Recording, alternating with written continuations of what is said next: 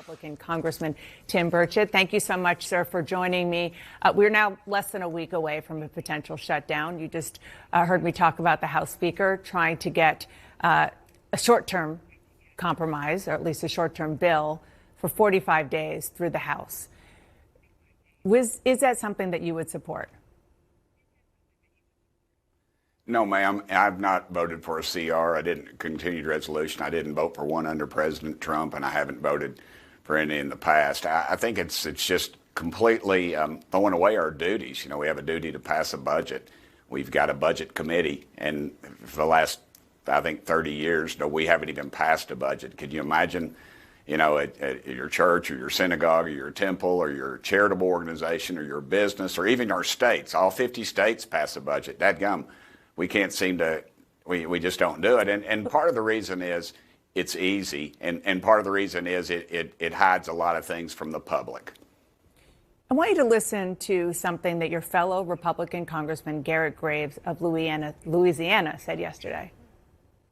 The arsonists have lit their house on fire. They're whining about their house burning. They're going to want credit for putting the fire out, and then they're going to set up a GoFundMe to get paid for what happened. This is a fellow House Republican saying, not only are you unreasonable, you're like an arsonist. Well, Garrett, he's close to the Speaker, and I get that. He's a buddy of mine. But, ma'am, we take in $5 trillion a year, and folks like Garrett want to continue spending over $7 trillion a year. I don't know where that ever works anywhere, only in Washington, D.C. And the status quo, I'm from East Tennessee. I know you're a Jersey girl. Hardworking people, ma'am, and they have budgets, and we ought to get a budget and stick to it. So if that's this dysfunctional Washington, go ahead. I'm sorry, ma'am. No, I didn't mean to interrupt you. Please go ahead. No, I was just going to say that this dysfunctional Washington cannot continue. The American public knows what we're up to, and they're sick and tired of it.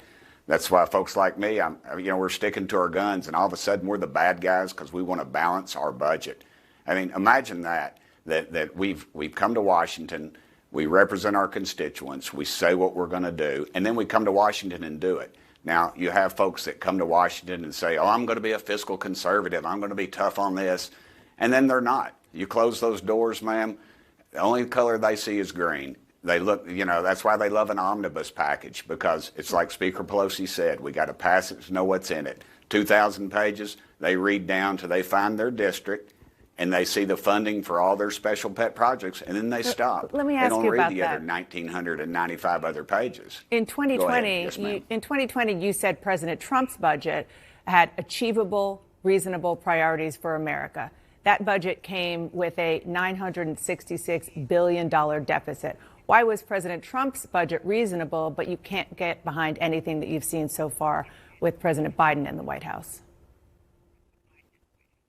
Well, because those were attainable goals in the growth of the government, ma'am, and I dare say that any of my colleagues would say that since the COVID, if we could just go back to pre-COVID spending levels, for goodness sakes, that we would balance the budget. Now, can you name me anything that's been added to our budget since COVID that you could not live without? And it's just reasonable. There's 15 or 16 of us.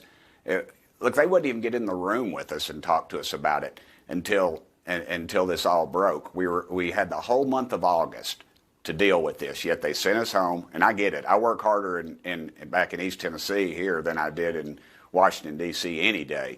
But the reality is we had the whole month. September 30th came upon us, and it happens about this time every year, ma'am. Yeah.